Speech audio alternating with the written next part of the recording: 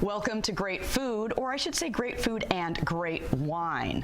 Now, I may be partial, but I think the French have some of the best wines in the world. But what's a wine lover to do when you go to the shelf and you see labels such as Sancerre Domaine Franc Millet?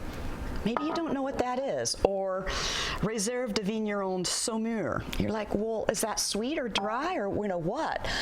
Well, I have someone here who's going to help us sort a few bottles out for summer and make it really easy for us to pick something that's going to be perfect for the season. Robert Morey from Best Case Wines, welcome. Good day, thank you. I'm glad to be here. I'm glad you're here. So you are, let's tell everybody what you do. You're a wine importer. I am an importer and a wholesaler. So I cover the state of Iowa. I am in Des Moines once a week. I'm headquartered in Iowa City, but I try to cover as much of the state as I can. That's great. And probably the fun part of your job is you go to France and you pick wines. This is one of the prime reasons to become an importer of French wine, is to be able to go to France and have a reason to do so, yeah. The French would call you a chanceuse, a lucky stiff.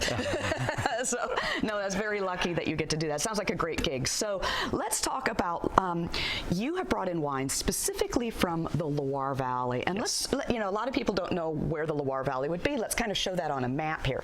There right. It is. Yeah. So the whole nation of France is slightly smaller than the state of Texas, but there's a great deal of diversity all across the nation in climates, in the kinds of wines that are grown in various places.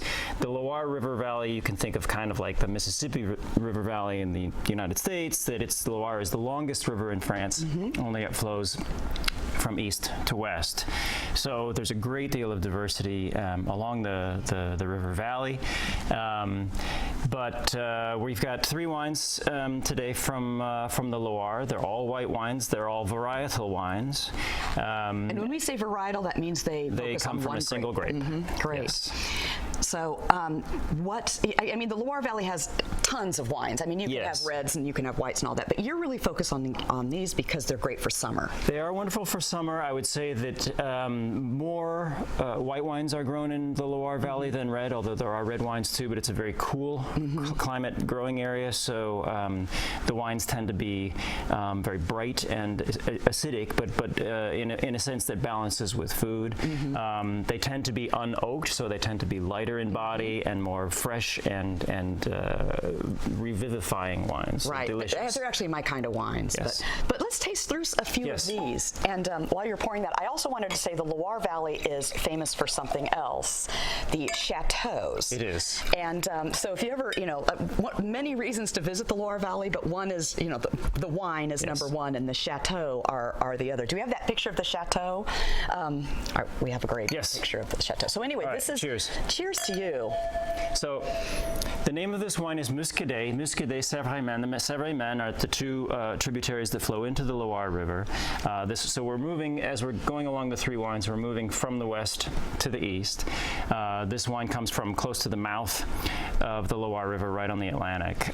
So to me, in this wine, you get a lot of that sort of almost like seashell minerality, a little bit of salinity. It's not really, you wouldn't say salty, but it has sort of that sea air. The sea air, I see exactly what you mean, that sort of freshness of the sea spray. I get that. And the minerality is huge because you do have the shells in the soil. So that exactly. Minerality, it's lovely. What would you, so we're drinking this and we're thinking, I'm hungry for, what would you pair this with? Oysters. I think it's the perfect wine for oysters, any kind of seafood, but especially shellfish, I think are really is a perfect pairing. That's lovely, but it's also a good aperitif wine. A good aperitif wine. You could drink it with cheeses, or especially goat cheese is very prominent in the Loire Valley too. All right, so that's good. Let's get a shot again of that label so people can find it. So Muscadet is the name of the wine. It's the name of a wine growing region. It is not. I mean, it's sometimes Americans tend to think of it as something that might be sweet because of a confusion between Muscadet and Muscat or Moscato from Italy. But that is the name. Those are grape names: Moscato, Muscat. Muscadet is the name of the region. The grape name is actually Melon de Bourgogne. But right, and I think that's very confusing because people will look at that and go, "Oh, it's a Muscadet," and they'll just go Muscat and all that. So yeah, that's the Muscadet. It's actually a very, very dry wine. Yeah, perfect for food. Good for people to know. Yeah. All right. So moving a little to the east, this is in the central Loire Valley. This is Saumur, S-A-U-M-U-R, Saumur, and the grape here is Chenin Blanc. Okay. Oh, yeah. Cheers. Right. So I think Americans get very frustrated because they look at this and they say, Saumur, well, what's the grape?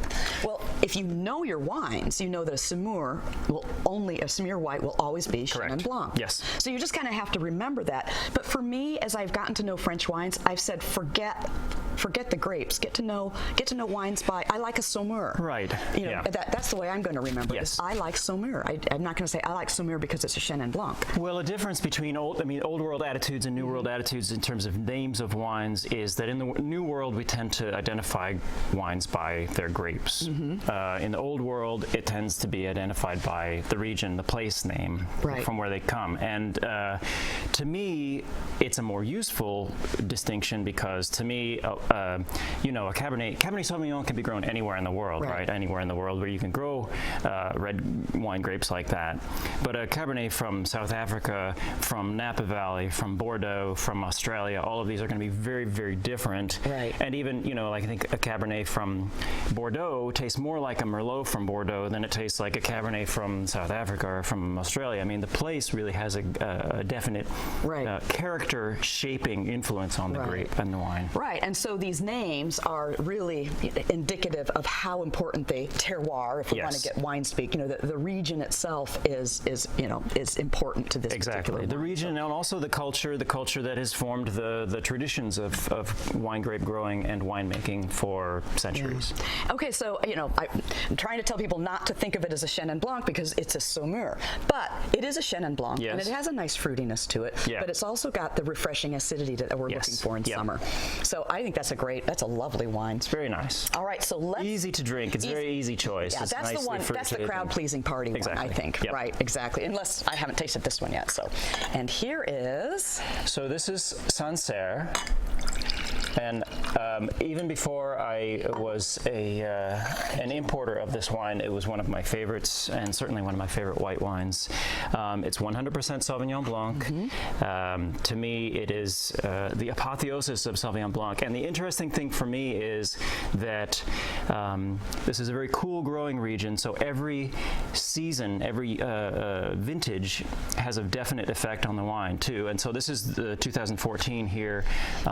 Just moved to the 13 to the 14, and it has a very different character than earlier wines, but still sort of a same family of traits. But that is so nice because it's not just about grapefruit and lemon and all of those things that we kind of have in Australian Sauvignon or New Zealand Sauvignon. Oh, you almost gave me a dirty look when I said that. You're like, no, of course it's not any of that. No, it's. I wouldn't give you a dirty look for anything, Wini. But anyway, no, it's and look how bright and light and clear it is. It's got a lot of nice luster. Super refreshing, and yet it's not, it's not thwacking you over the head with that grapefruit flavor. To me, I use the word sublime to describe this wine just because I think it has such an elegance and character, and I just love it. That's an elegant. Okay, we're almost running out of time, so let's show people where you can find these wines. And before we switch to that, I want to tell people that on the back of his wines, he always has this best cased wines, imported by Best Cased Wines. So if you're sort of looking at French wines and you're like going, how do I pick a good one?